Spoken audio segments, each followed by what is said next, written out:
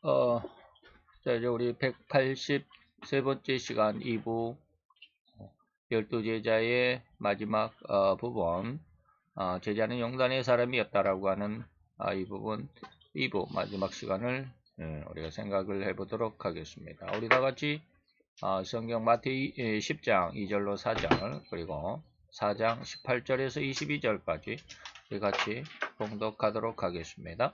12사도의 이름은 이러하니 베드로라 하는 시몬을 비롯하여 그의 형제 안드레와 세베대의 아들 야고보와 그의 형제 요한, 빌립과 바돌로메, 도마와 세리마테, 알페오의 아들 야고보와 다데오, 가나안인 시몬과 및 가론 유다 곧 예수를 판자라. 4장으로 갈릴리 해변에 다니시다가 두 형제 곧 베드로라 하는 시몬과 그 형제 안드레가 바다에 그물 던지는 것을 보시니 저희는 어부라.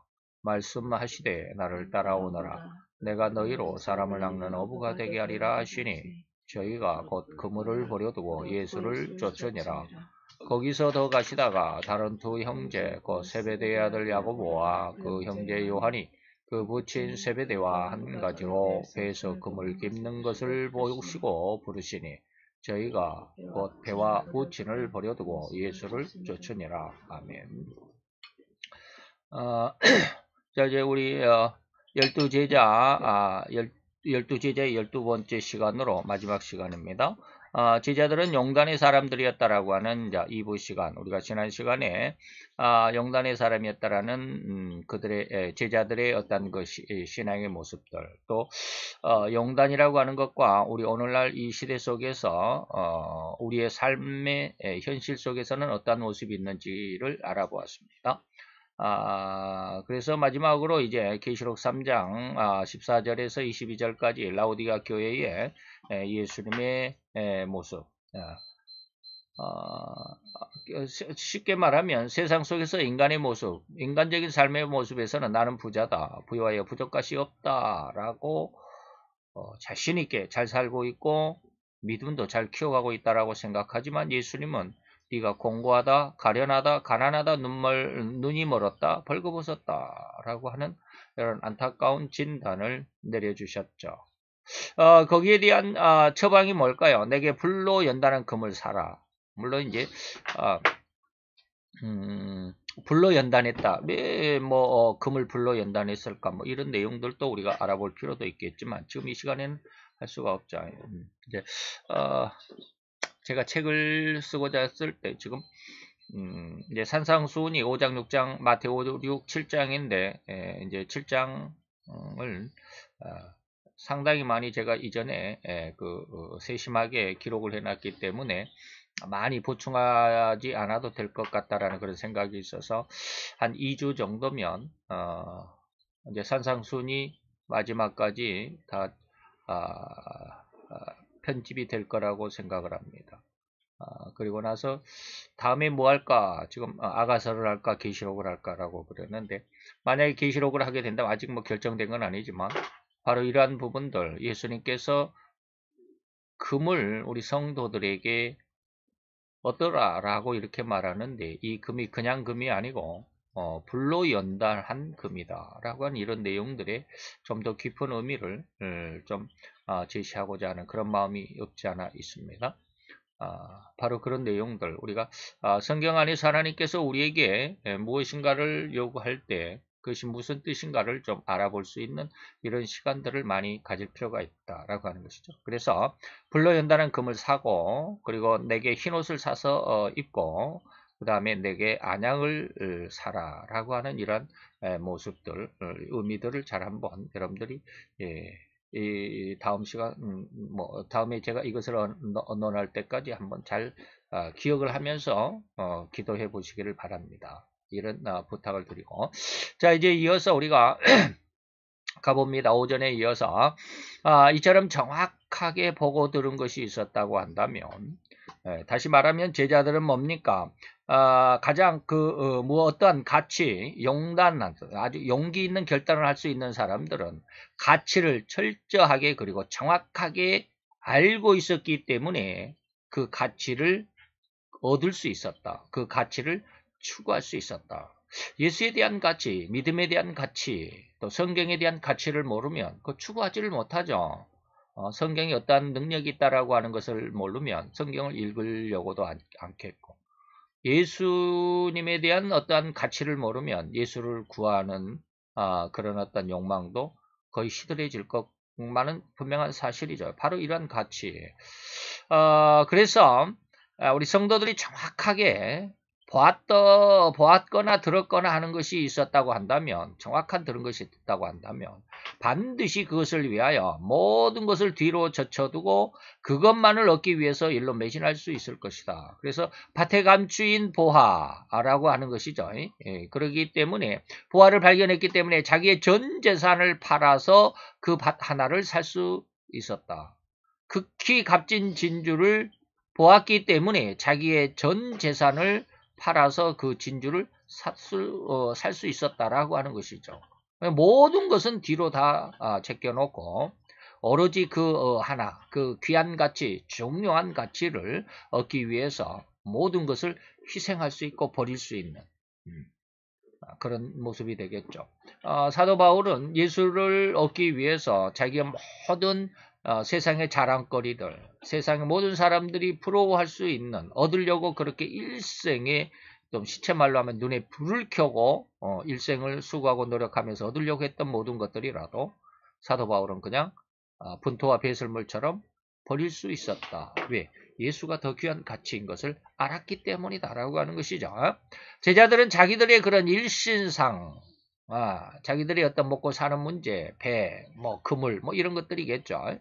그 다음에 자기 가족들의 생계보다 아버지와 그리고 자기 집에서 일하는 그 하인이라고 그랬는데 이제 일꾼들이라고 우리가 좋은 말로 하겠죠. 자기 집에서 일을 하고 어떻게 보면 돈을 월급을 받아가는 이러한 직원들, 이런들 사람들의 그들의 어떤 생계보다는 진리를 얻음, 그 다음에 영생을 얻음, 진리와 영생이 무엇인 줄 알았기에 그것을 얻는 것이 다 귀중하고 더 중요하다는 것을 알고 있었다라고 하는 것이죠. 요한복음 4장 28절 30절에 보면 이러한 기록이 있습니다. 예수님께서 사마리아 수가성에 그 전도하러 갔다가 어떤 우물 곁에 털썩 주저앉아서 너무나도 그 날씨가 뜨거웠던 모양이죠. 그리고 또 가는 길이 너무나 지쳤고 먹을 것도 제대로 못 먹고 그래서 물도 못 마시고 먹을 것도 없고 그래서 털썩 주저앉아 있었는데 거기에 여자가 수가성, 우리가 흔히 말하는 수가성 여인이 물을 길러 왔었죠. 그리고 그 여자에게 그 물 한 바가지 나에게 좀 다오 그랬더니 나 지금 이 여자도 참 희한하죠. 물이 깊은데 우물이 깊은데 두레박도 없는데 두레박도 안 가지고 왔어요. 그럼 뭐 물동이만 가지고 와갖고 어떻게 하려고? 참 어떻게 보면 좀 희한하죠. 옛날에는 거기 두레박이 거기 달려 있었는지 어쩌는지 잘 모르지만 물도 깊은데 물기를 그릇도 없는데 쉽게 말하면 우리말로 하면 두레박도 없는데 어떻게 내가 물을 얻겠습니까? 자기 물동이도 못 채울 것 같죠. 참 이상한 그런 일이 있었지만 그때 예수님께서 그렇습니다. 내가 누군 줄 알았더라면 내가 누군 줄 알았더라면 내게서 물을 얻으려고 생수를 얻으려고 했을 거야 라고 그럽니다. 그래서 그 생수 나도 좀 주세요. 이거는 한낮에 이렇게 물길로 오지 않아도 될 만큼 아주 영원히 목마르지 않을 생수라고 그러니까 그 물 나도 좀 주세요. 라고 했죠. 그랬더니 예수님이 네 남편을 좀 불러올래? 그랬더니 난 남편 없어요. 라고 하죠. 그래서 예수님께서 그 여자의 모든 내용들을 이야기하는 게 바로 그 여자의 죄를 회개시키고 용서하는 그런 깊은 의미가 있었습니다. 그래, 네가 남편 없다 하는 말이 맞아 라고 하는 것이죠. 예전에 5이 있었지만 남편도 아니고 지금 있는 남자도 네 남편이 아니잖아. 다시 말하면 그의 모든 일거수일투족을 훤히 들여다보고 있었고 알고 있었다라고 하는 것이죠. 예수님 앞에 가면 절대로 변명할 여지가 없어요. 변명할 수가 없어요.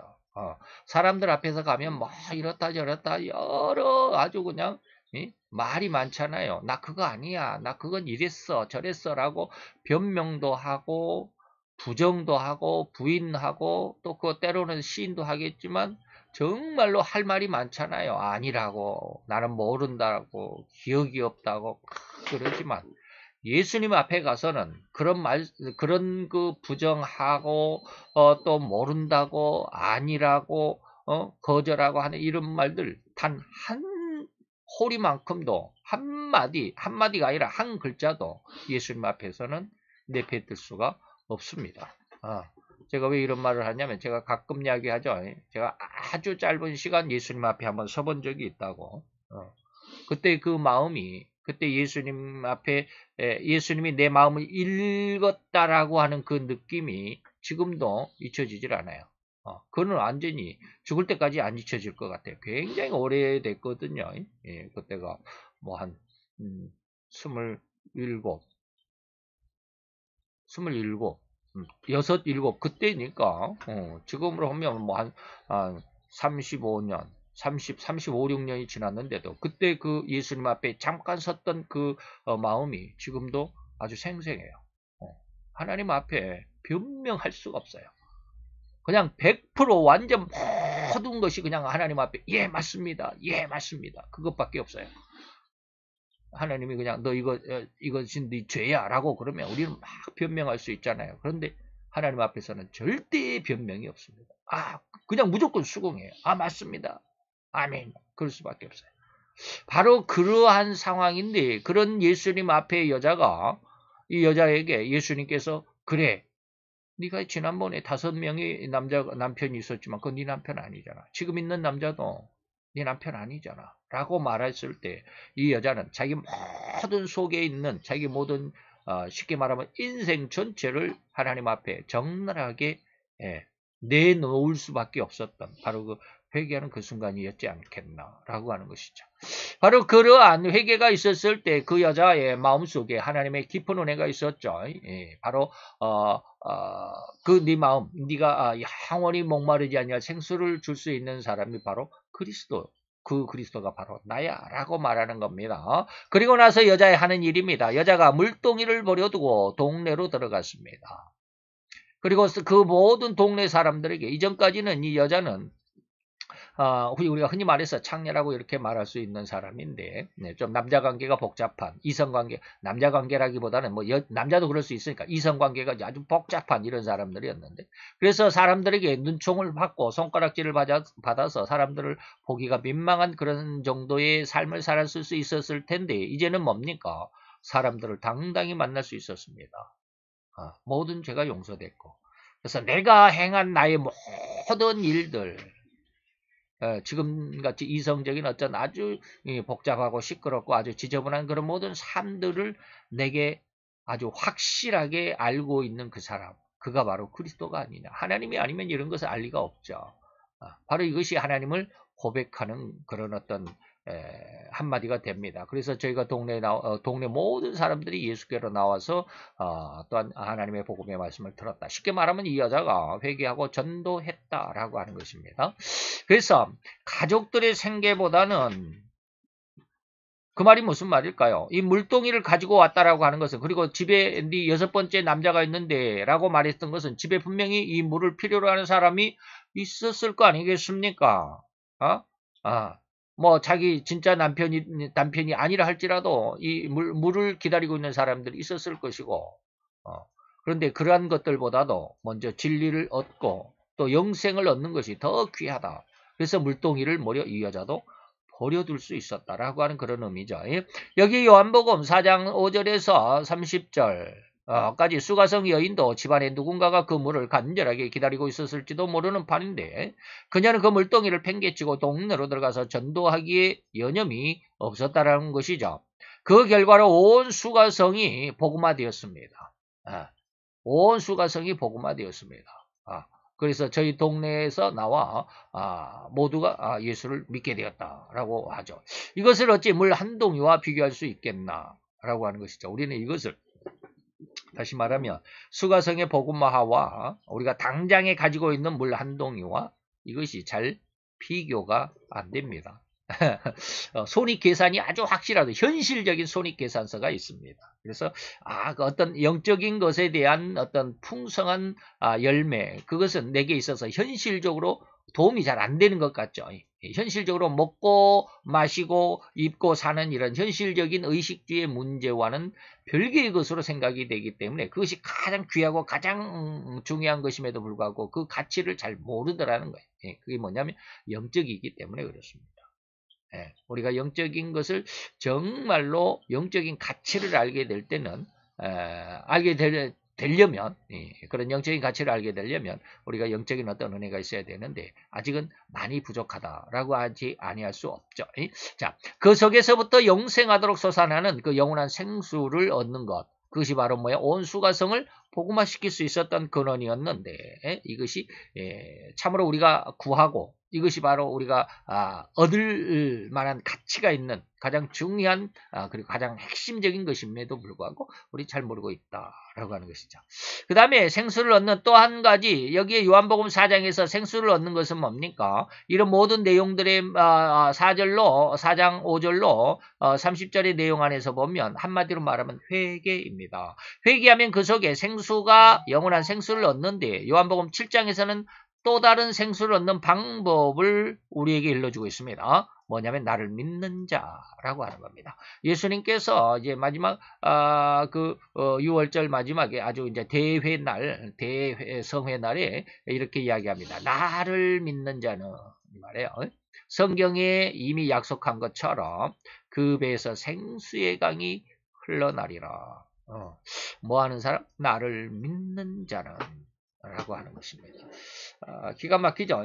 그래서 제가 이제 이런 은혜를 스승님으로부터 배우고 알게 되고 그래서 이 세 가지 중에 참 구하려고 지금도 무던히도 애를 씁니다. 생수, 영원히 목마르지 않을 생수다라고. 그러니까 이 여자는 금을 나도 좀 주세요라고 그랬잖아요. 요한복음 7장에서는 그 생수를 얻는 비결 중에 하나가 뭐예요? 나를 믿어야 된다라고 하는 것입니다.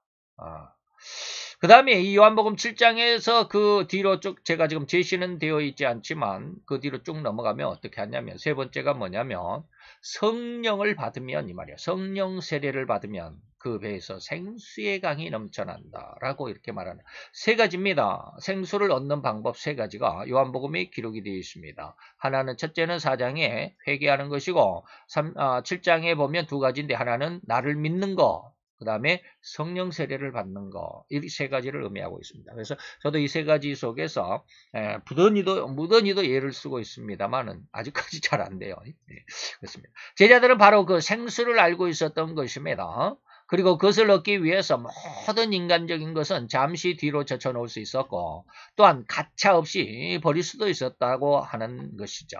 아까 말했듯이 사도 바울은 뭐라고 했어요? 예수를 알기 위해서 내 모든 세상적인 세상의 부러움과 존경의 대상이었던 그 모든 8가지의 자랑거리들을 다 버릴 수 있었다라고 하는 것입니다. 바로 지금 나오죠. 바울은 예수 그리스도를 아는 것이 얼마나 고상하고 아름다웠는지 그가 그 육신으로 가장 귀하게 여겼던 모든 자랑거리들을 배설물로 여길 수가 있어서 가차없이 버렸노라고 고백했습니다. 빌립보서 3장 8절이라고 하는 거예요. 3장 8절을 미리 말씀드립니다. 모든 것을 배설물로 여겨서 예수 때문에 다 버린다라고 하는 것이죠. 그 자랑거리들이 빌립보서 3장 4절 6절에 나와 있는 7가지고 마지막 사도행전 22장 3절에 마지막 8번째가 되어 있습니다.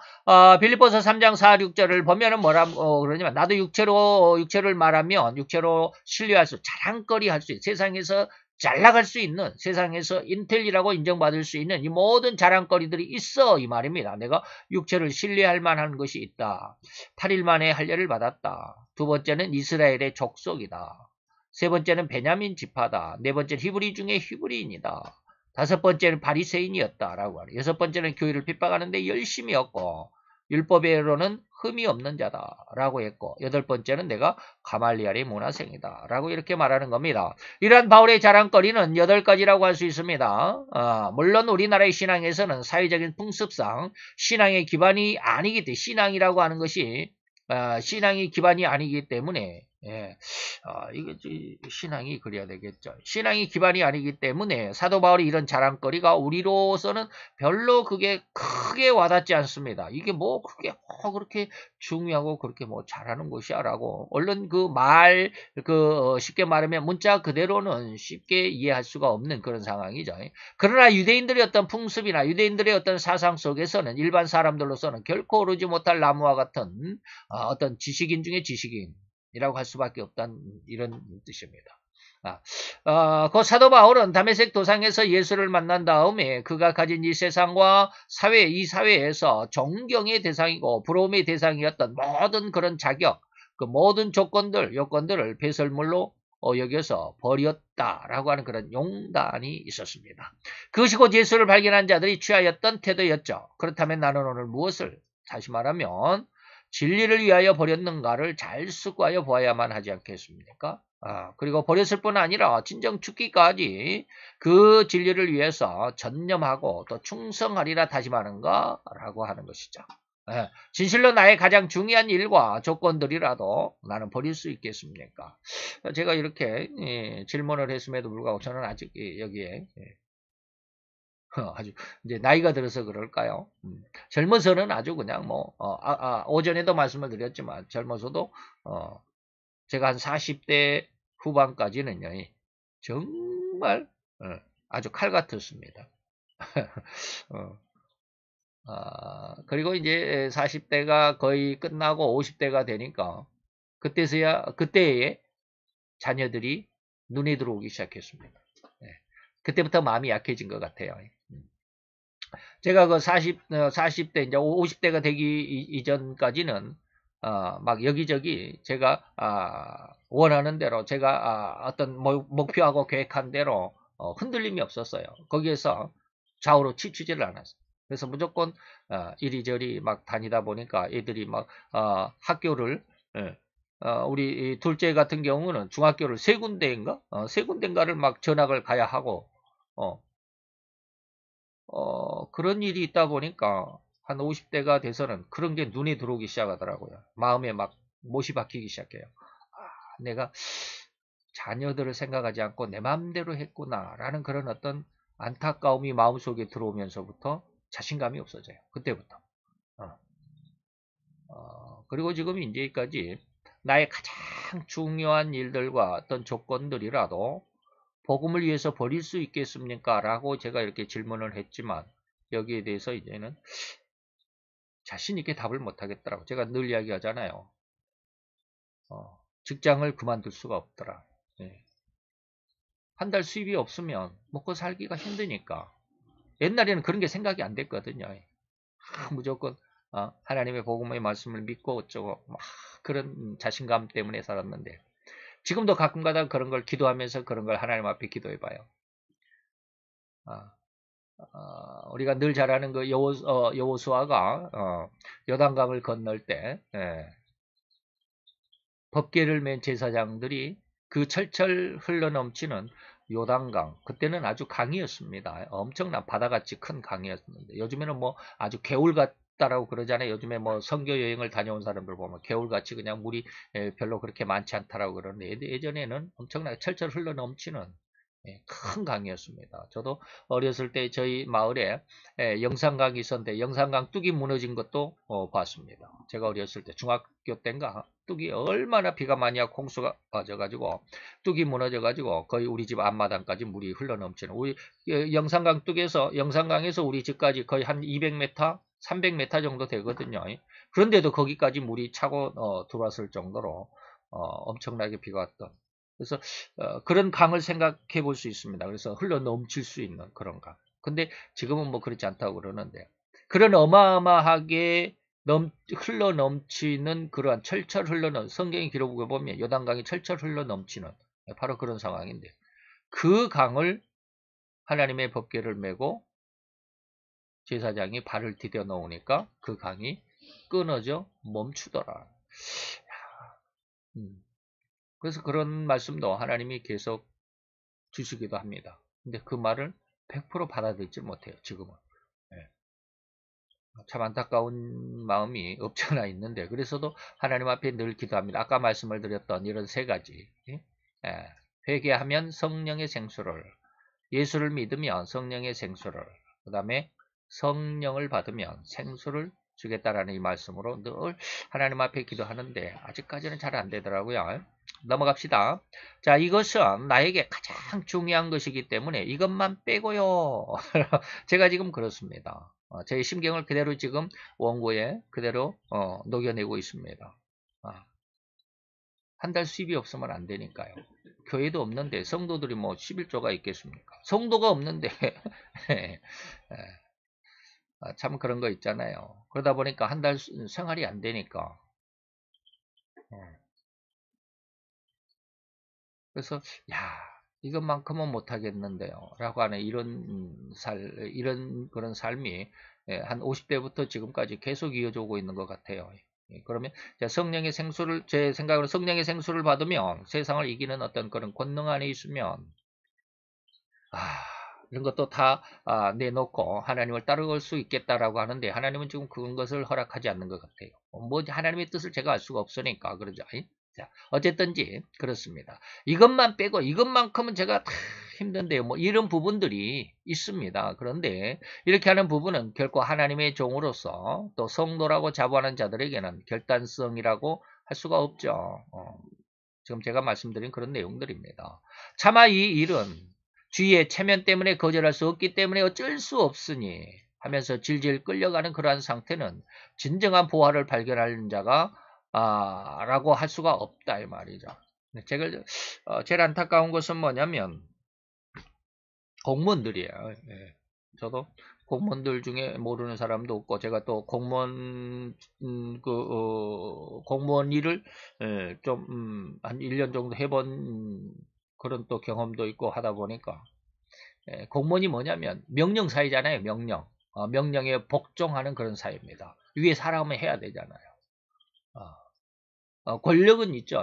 나라의 그 직원이니까, 나라의 정부의 직원이니까 권력은 있지만 명령에 복종해야 되기 때문에 참 그 안타까운 일. 신앙인으로서, 정말로 신앙을 가진 사람으로서 일을 하면 안 되는데라고 하는 것들. 아침에 제가 말씀을 드렸잖아요.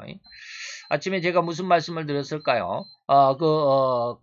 이거 우리나라 군인들 이렇게 쭉 이야기를 했죠. 네 개 병들, 그 다음에 위관급, 영관급, 그 다음에 장군급, 뭐 이런 사람들이 사상이 어떻다라고 하는 것.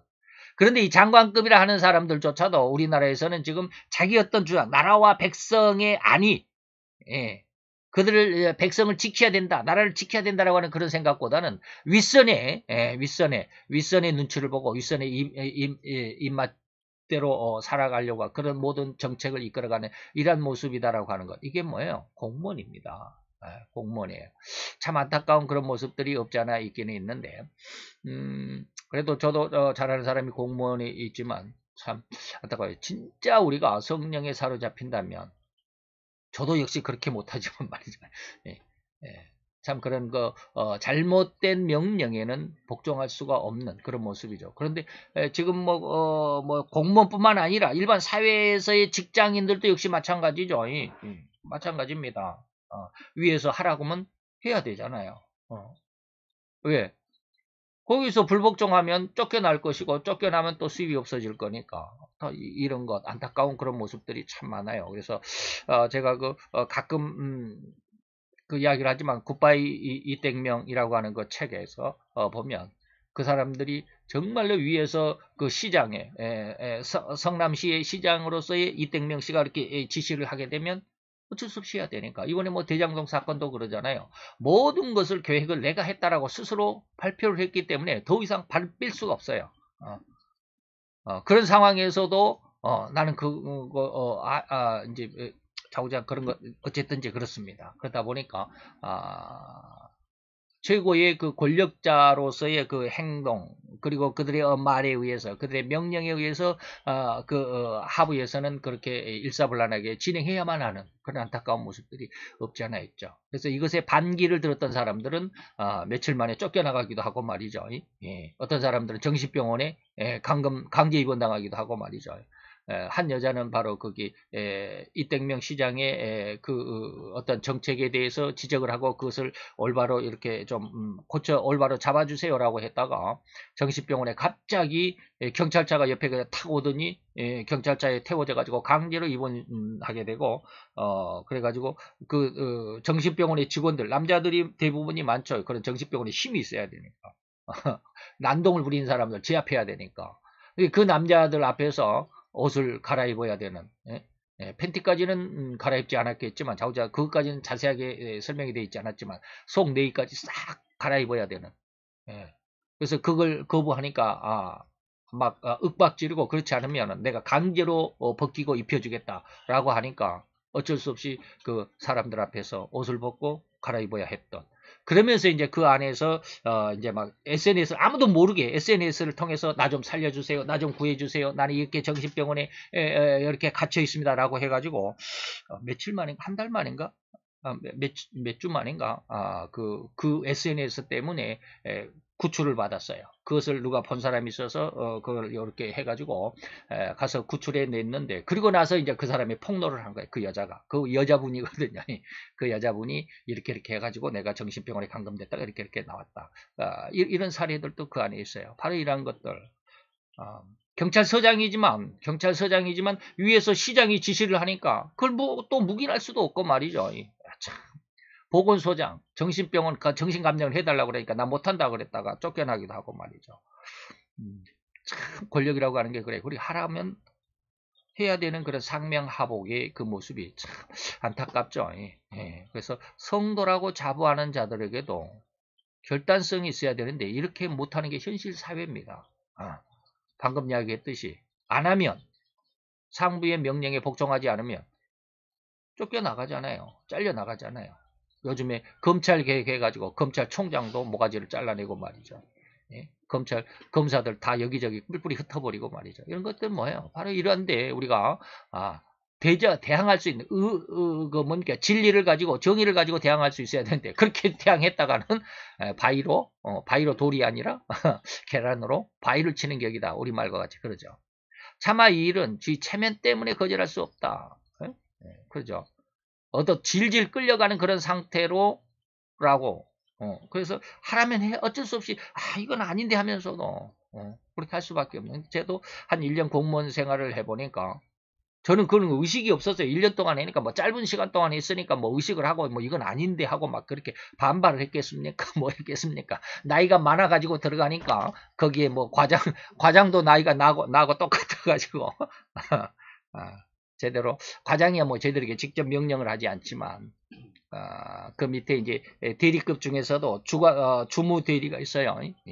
거기에 부서가 몇 개가 있는데 과에 부서가 몇 개가 있는데 그 중에 대리가 뭐 한 5부서가 있으면 5명의 대리가 있겠죠.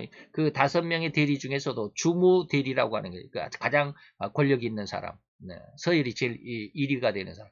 그 사람도 저한테 항상 한영희 형님 그래. 그래서 참 그러긴 한데 그러니까 짧은 기간 동안에 했기 때문에 뭐 이렇게 그냥 아닌데 하면서 이렇게 거부하고 그런 일은 없었던 것 같아요. 그냥 휘딱 지나간 것 같아요. 1년이. 그래서 이런 거는 잘 몰랐는데 오래 뭐 20년, 25년 막 이렇게 한 사람들은 마음에 참 뭐라 그럴까 이런 게 있더라고요. 저도 아는 저희 팀장도 그랬어요. 아닌데 하면서도 어쩔 수 없어요. 수원시에 뭐 어떻게 화성 뭐 이렇게 축제가 있다 그러면 또 나가야 돼요. 공무원들은 또 거기 가서 등 들고 또 나가야 되고 말이죠. 그러더라고요. 그래서 그런 게 있습니다. 혹 이러한 결단이 보혜사의 사역 중에서 제가 여러분들에게 말씀드리는 이러한 것이 뭐냐면 제3사역입니다. 제 세 번째 사역이다 이 말입니다. 세 번째 사역. 결단이라고 하는 것, 용단이라고 하는 것. 그래서 세 번째 사역이 뭐냐면 심판에 대한 하나님의 책망, 심판에 대한 책망인데 이 책망은 뭐예요? 세상 임금을 이미 이긴 것이다 라고 이렇게 말씀하십니다. 이긴 것이다. 바로 이김의 권세, 이게 세상을 이기는 권세라고 하는 것입니다. 그래서 세상 임금이란 어떤 뜻일까요? 이 세상을 임시로 장악하고 있는 그리고 임시로 주장하고 있는 온 인류의 왕, 다시 말하면 사탄을 의미하죠.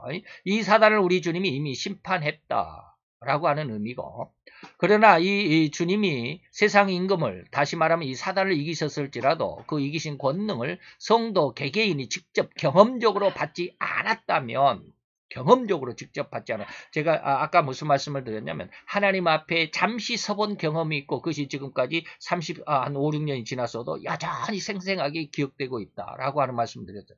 하나님과의 대면에 있는 그 상황이나 그 어떤 기회는요, 절대 인간은 잊혀지지 않습니다. 내가 뭐 성경에서 은혜를 받았다, 뭐 기도하다가 하나님께서 뭐 은혜를 주셨다, 뭐 이런 것하고는 차원이 달라요. 그런 것은 내가 하나님 앞에 은혜를 받은 거예요. 그런데 지금 제가 말하는 하나님 앞에 딱 서봤다라고 하는 것이나, 여기서 제가 말하는 경험적으로 개개인적, 성도 개개인이 경험적으로 하나님을 만났다라고 하는 것과는 차원이, 질적인 차원이 달라요. 이건 어떻게, 예, 받은 사람만 안다고, 좌우지간 그래요. 그래서 이런 것은 잊혀지질 않아요. 그리고 변개할 수가 없어요. 그러나 내가 뭐 성경을 읽고 뭐 은혜를 받았다, 기도하다가 무슨 뭐 깨달음을 받았다, 이런 것들은요, 시간이 지나면 잊혀질 수도 있고 변경이 될 수도 있어요. 잊어버리니까 다른 생각이 나고요. 막 그러세요. 그런데 이거 직접적인, 그래서 제가 여러분들에게 늘 강조한 것이 뭐예요? 직접 하나님을 만나야 된다라고 하는 겁니다. 예. 그래서 성도에게는 이런 세상을 이기는 권능이 아직은 없다. 하나님과 직접 개개인의 경험적으로, 개개인적으로 경험이, 다시 말해 예수님의 이기는 그 권능이 개개인적으로 어떤 이런 은혜가 경험적으로 받아들이지 않았기 때문에 아직 세상을 이기는 권능이 아직은 없다. 네. 그래서 저도 이 세 번째, 보혜사 성령의 제 3, 4액에 대해서 굉장히 갈망이 큽니다. 이것이 뭡니까? 이게 성령 세례거든요. 아까 말했던, 여기서 앞에서 제가 말씀드렸잖아요. 요한복음 4장에는 회개다. 요한복음 7장 38절에서는 나를 믿는 자다. 그리고 그 이후에 제가 제시는 안 하지 않았지만 이게 성령 세례다라고 하는 것이 바로 이 뜻입니다. 심판에 대한 예수님의 세상에 대한 심판이라고 그랬는데, 이 심판은 세상 임금을 심판했다. 이것은 곧 예수님께서 이기시는 권능이다. 이것을 성도에게 하나님 예수님께서 주시고자 했다라는 거예요. 이 권능을 받아야 돼. 그래야 땅 끝까지 네가 갈 수 있다. 그렇지 않으면 가다가 이리 흔들 저리 흔들 가다가 흔적도 없이 사라져버리는 이런 모습이 있다라고 하는 것이죠. 그래서 오직 주님의 이런 세상을 이기신 그 이김의 권능이 성령 세례로 인해서 성도 개인에게 부어짐으로 인해 비로소 세상을 이길 수 있는 성도가 된다라는 것이고, 진실로 자기의 온 가산을 다 내다 팔아버린 결과다라고 하는 것입니다. 다시 말해 성령 세례를 받는 것은 죄성을 완전히 씻어버리는 겁니다. 태워버리는 거거든요. 불의 세례, 성령의 세례. 불과 성령으로 내 뒤에 오시는 이는, 나는 물로 세례를 주지만 내 뒤에 오시는 이는 불과 성령으로 너에게 세례를 줄 거야 라고 했을 때 그 불은 뭐예요? 완전히 태워서 죄를 만들어 없애버리는 거잖아요. 내 속에 있는 모든 죄성들이 다 태워져 없어져 버리는 거고, 성령으로는 나를 땅끝까지 나갈 수 있는 권능, 다시 말하면 세상을 이기는 권능, 이기는 권능으로 나를 업그레이드 시키는 그런 결과가 된다라는 것입니다. 또 다른 한 예로서 동방 박사들의 신앙에서도 알아보았듯이 그들은 예수님을 찾기에 모든 것을 각오한 상태였음을 의심하지 않아도 될 것입니다. 이 사람들은 성령 세례로 인한 그런 어떤 신앙은 아닙니다.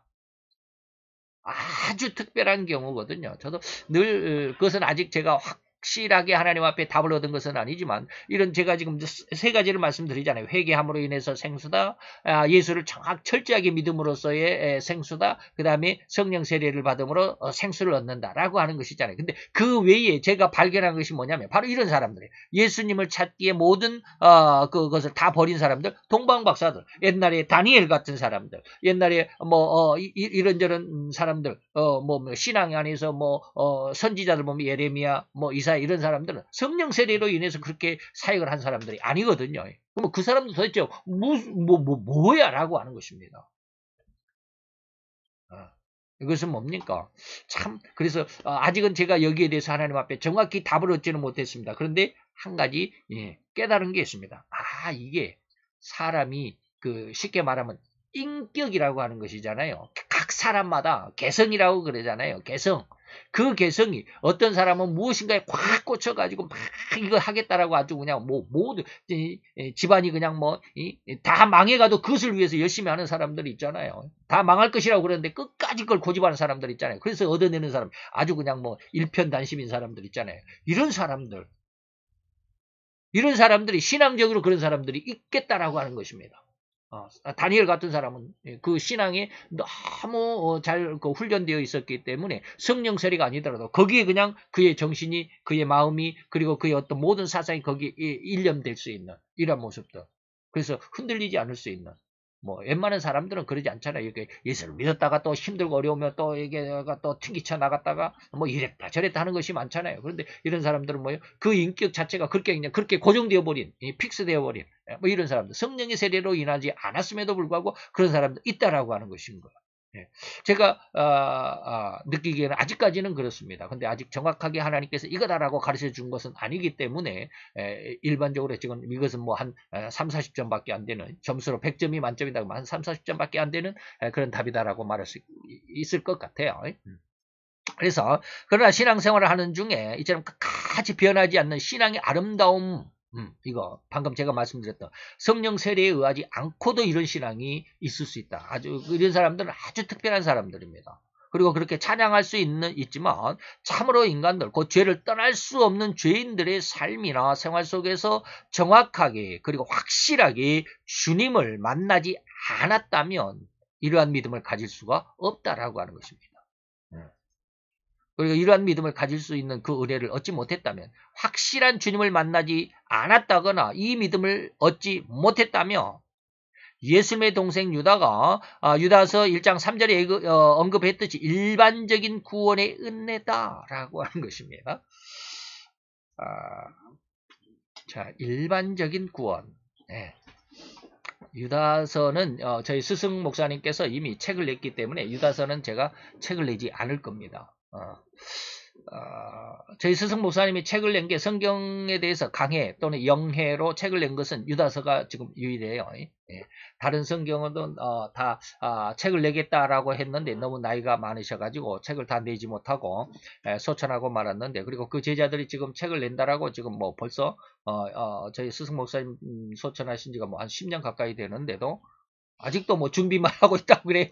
그저께 제가 3일 전인가 그 교단에 있는 저희 친구 목사님이 그 교단에 있기 때문에 물어봤어요. 그랬더니 아직도 준비만 하고 있다.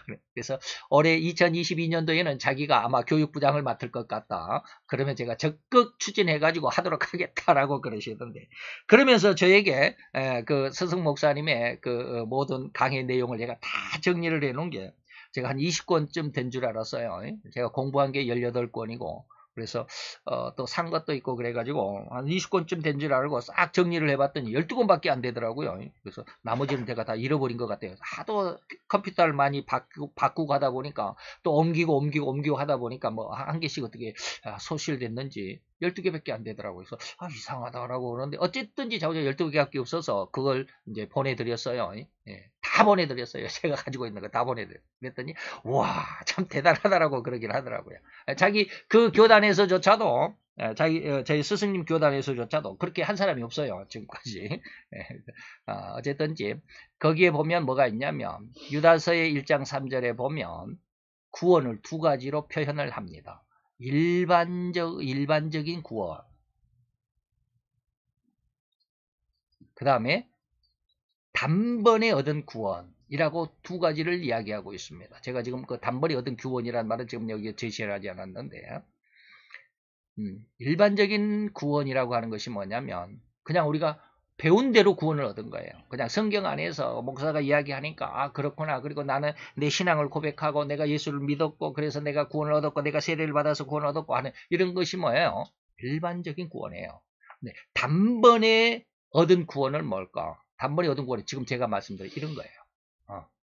단번에 얻은 건 지금 아까 말했듯이 뭐 회개로 인해서 생수를 얻었고 예수를 정확히 알므로 인해서 생수를 얻었고 성령세를 받음으로 해서 생수를 얻었고, 그것이 이것이 뭐예요? 이기는 권세가 되는 것이고 이기는 권능이 되는 것이고 라고 하는 이런 것들. 이런 특별한 은혜, 이 은혜까지 성장해 가는 것을 뭐라 그래? 단번에 얻은 구원이라고 그래요. 이것은 나중에 우리가 이미 유다서도 공부를 했지만 기억이 되실는지 모르겠지만 나중에 기회 되면 또 다시 하겠지만 언제 하려는지는 모르겠어요. 어쨌든지 그렇습니다. 요한복음 1장 3절에서 언급했듯이 일반적인 구원이다 이 말입니다. 이것을 얻은 상태라면 결코 이렇듯 죽음에 이르기까지 변하지 않는 믿음을 유지하기가 쉽지만은 않습니다. 그랬잖아요.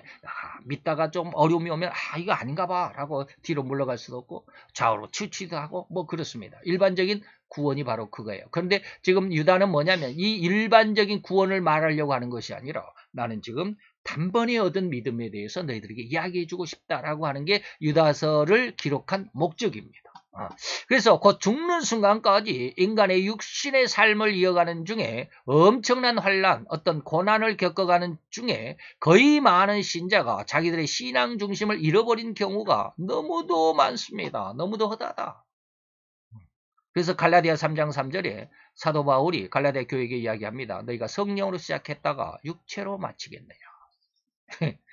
무슨 말인지 아시죠? 자, 또 이처럼 모든 세상의 부귀와 권세와 영광을 아무런 미련을 두지 않고 버린 또 한 사람이 있었습니다. 그가 바로 세례 요한이었습니다. 세례 요한도 하나님의 가장 귀한 축복의 직분인 제사장직이 부패와 부정의 고리로 연결되어 있다는 것을 발견하게 되었을 때 가차없이 이 제사장직을 벗어던지고 선지자로서의 사역을 시작했던 것이죠. 이러한 상황이 바로 용단이라고 말씀드릴 수 있습니다. 그런데 현 세대는 그렇게 바울이 배설물과 같이 여겨서 버렸고 요한이 주저없이 벗어던졌던 그 모든 세상의 부귀와 명예와 영광을 덧입지 못해서 안달하고 얻지 못해서 눈을 불을 켜고 상대를 향하여 눈에 불을 켜고 얼굴을 불그락불그락 거리면서 달려들고 안달하는 현상이 아니라고 어찌 항변할 수가 있겠나 이 말입니다. 그죠?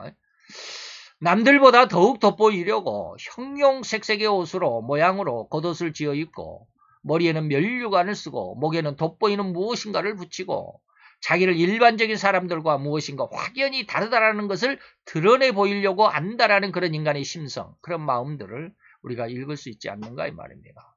예전에 바울과 요한은, 세례 요한은 이러한 것이 진리와는 결코 가까이 할 수 없는 것들이라서 과감하게 버렸음에도 오늘날에는 그런 것들 사도 바울이나 세례 요한이 버렸던 그것을 더 많이 얻으려고 난리법석이죠. 여러분들 이런 것들이 눈에 보일는지 모르겠습니다. 용단, 오늘 세례 요한이 그리고 사도 바울이 버리는 것이 무엇이었던가를 잘 기억을 해 보시면서 우리의 신앙도 이렇게 성장했으면 하는 간절함의 훈련이시기를 바랍니다. 대답. 할렐루야 주님. 오늘 여호와의 귀한 사랑과 은혜와 은총을 감사드리나이다. 주의 영광 앞에서 주의 은혜와 은총 앞에서 오늘도 아버지 우리의 신앙의 어떠한 면을 굳게 붙잡아야 할는지 아니면 어떠한 면을 철저하게 씻어내고 청결함으로 청소를 해야 될는지 구분할 수 있는 귀한 지혜와 지식과 청기와 청명으로 충만하게 하시고 우리의 결단이 하나님이 선이 온전히 기뻐하실 만큼 귀한 신앙으로 성장해가고 꿋꿋하게 그리고 더 굳세어지고 굵어지어 가던 튼튼하게 갈 수 있는 귀한 신앙의 성장이 또 훈련이 반복이 되게 하여 주옵소서. 예수 그리스도 이름으로 감사와 기도드려 싸움나이다. 아멘.